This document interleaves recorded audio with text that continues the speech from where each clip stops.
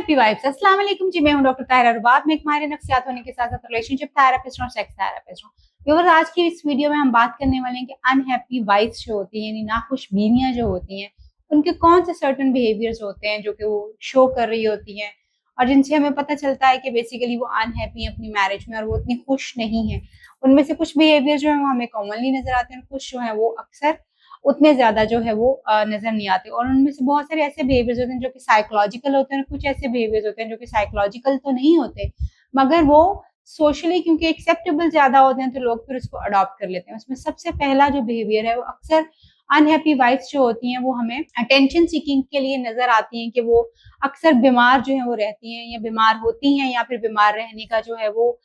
उनको एक चीज लगती है कि अगर वो बीमार रहेंगी तो शायद वो अटेंशन और कंसंट्रेशन जो है या लव एंड केयर जो है अपने हस्बैंड की वो ज्यादा हासिल कर सकती हैं। इसलिए वो अक्सर जो है वो बीमार हो रही होती हैं। जब भी उनके हस्बैंड घर आते हैं तो दे टेल के जी वो ठीक नहीं है, अच्छा नहीं फील कर रही, सर दर्द है, टांग में दर्द है, नॉट फीलिंग वेल, इस तरह की चीजें जो है वो बहुत ज्यादा नजर आती हैं। और बीमार रवैया हमारी सोसाइटी में इतना ज्यादा बढ़ता क्यों है, उसकी कुछ रीजंस हैं। हमारी सोसाइटी में बहुत ज्यादा बीमार रवैया और खास तौर पे औरतों में जो कुछ एक बीमार रवैया जो हमें नजर आता है बहुत कॉमन, उसकी वजह जो है वो ये है कि हम जो है वो हर कोई जब इंसान ठीक होता है, जब वो सेहतमंद होता है, जब वो अच्छा काम कर रहा होता है, अपनी पूरी ड्यूटीज बड़े अच्छे तरीके से निभा रहा होता है, तो हम में से बहुत कम लोग होते हैं जो उस इंसान को अप्रिशिएट करते हैं और उसको सराहते हैं और उसको उसकी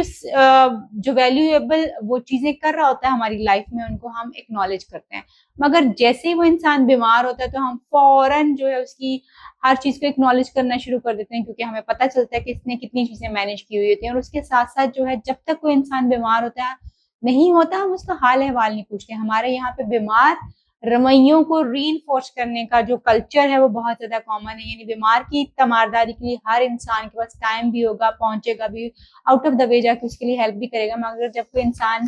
ठीक होता है, सेहतमंद होता है, तो उस वक्त किसी भी इंसान के पास टाइम नहीं होता कि वो चंद घड़ियां उस इंसान के साथ जो है गुजार सके। सो अक्सर फीमेल्स जो है वो आपको अपने शोहर की, अपनी फैमिली की अटेंशन सीख करते हुए जो है वो नजर आएगा कि वो अक्सर जो है वो किसी ना किसी छोटी मोटी बीमारी में, छोटी मोटी प्रॉब्लम में जो है वो रहती हैं। ये उनका एक अटेंशन सीकिंग का जो है एक बिहेवियर और ये भी बताता है कि एक्चुअली उनको मतलब उतना मोहब्बत और लव एंड केयर नहीं मिल रही जितनी उनको रिक्वायर्ड है। और अटेंशन सीख करने के लिए या फिर जो है वो उनको बहुत सारी ऐसी चीजें जिसमें उनके जो है वो मतलब उनका पार्टनर उनको अटेंड कर सके प्रॉपरली और वो अपने हस्बैंड की जरूरियात को भी जो है इजीली ना कर सकें, तो उसके ऊपर वो अक्सर हमें कहीं ना कहीं छोटे मोटे प्रॉब्लम में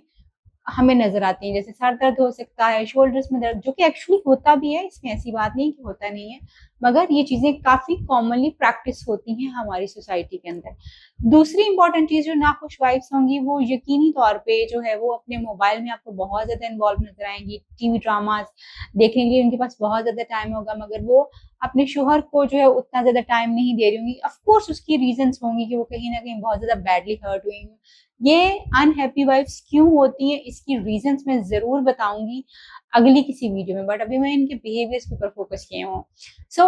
मोबाइल में बहुत ज्यादा आपको इन्वॉल्व नजर आएंगी। दूर दराज के लोगों से तो बातचीत चल रही होगी, सहेलियों से बातचीत चल रही होगी, बट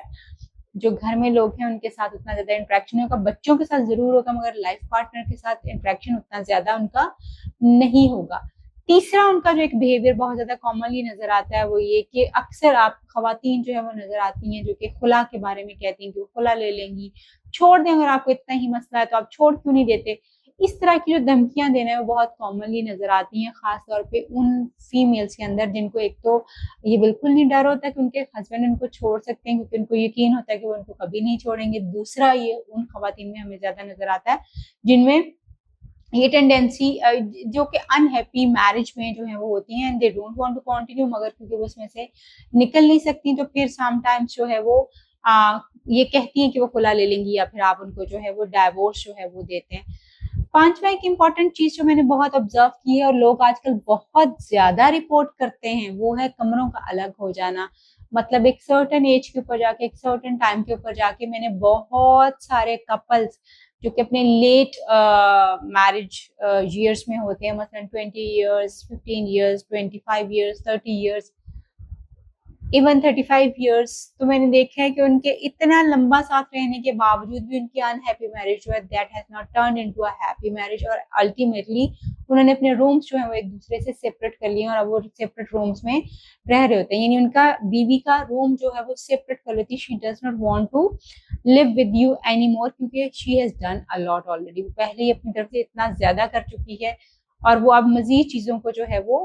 उतना नहीं करना चाहती। सेक्सुअल डिससेटिस्फेक्शन जो है या सेक्सुअल इंटरेस्ट जो है अपने पार्टनर के अंदर, वो भी बहुत कम उनको रहता है, क्योंकि वो मे बी वो अपनी सेक्सुअल मैरिज या सेक्सुअल रिलेशनशिप से इतनी ज्यादा खुश नहीं होती, ये एक रीजन हो सकती है। दूसरा, मे बी उनके पार्टनर ने उनको फिजिकली इमोशनली बहुत ज्यादा अब्यूज किया हुआ और वो इसलिए उनका सेक्सुअल इंटरेस्ट जो है वो अपने पार्टनर के साथ इतना ज्यादा नहीं रहता और वो अपने जो वेज जो है वो अपार्ट कर लेते हैं और वो बेड अपने बेडरूम जो है वो अलग कर लेते हैं और इमोशनल डिस्कनेक्शन जो है वो शुरू हो जाता है। इसी तरह से जो डिफरेंस ऑफ ओपिनियन होता है, यानी एंगर, आप डिफरेंस ऑफ ओपिनियन तो आपको बहुत कॉमनली नजर आता है, रिलेशनशिप्स में होता है, हर रिलेशनशिप में डिफरेंस ऑफ ओपिनियन होता है, कोई बड़ी बात नहीं है। लेकिन हस्बैंड वाइफ का जब डिफरेंस ऑफ ओपिनियन जो है वो होता है, अगर आप अनहैप्पी वाइफ्स को देखेंगे तो यूजुअली एंगर बहुत ज्यादा नजर आएगा उन डिफरेंसेस के ऊपर भी, और अगर कोई बात नहीं मानेगी उसके ऊपर भी, और नॉर्मली अगर हस्बैंड छोटी मोटी भी बात कर देंगे तो उस पर रिएक्शन एक बहुत बड़ा जो है वो नजर आता है। एंड ऑफ कोर्स ये जितने भी बिहेवियर्स मैं अभी आपको बता रही हूँ, एक दिन की कहानी नहीं है, एक दिन से नजर नहीं आया, 2 दिन से नजर नहीं आया। कुछ लोग पर्सनैलिटीज होती हैं जो शुरू से इस तरह की होती है, मगर कुछ लोग ओवर द इयर्स जब अपनी मैरिज को बहुत सारे साल देते हैं, बहुत एफर्ट्स पुट करते हैं, मगर उनको वो रिजल्ट नहीं मिलता, वो डिजायर्ड रिजल्ट नहीं आता उनके रिलेशनशिप से, उनका हस्बैंड उनको उस तरह से केटर नहीं करता जैसे वो करना चाहते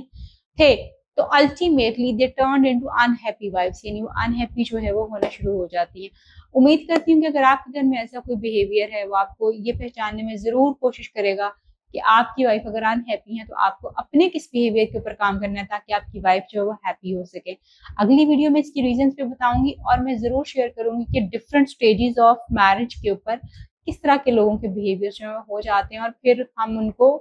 बेहतर कैसे कर सकते हैं। ख्याल रखिए अपना और अपने पार्टनर का, क्योंकि आपका हस्बैंड और वाइफ सबसे अहम रिलेशनशिप है।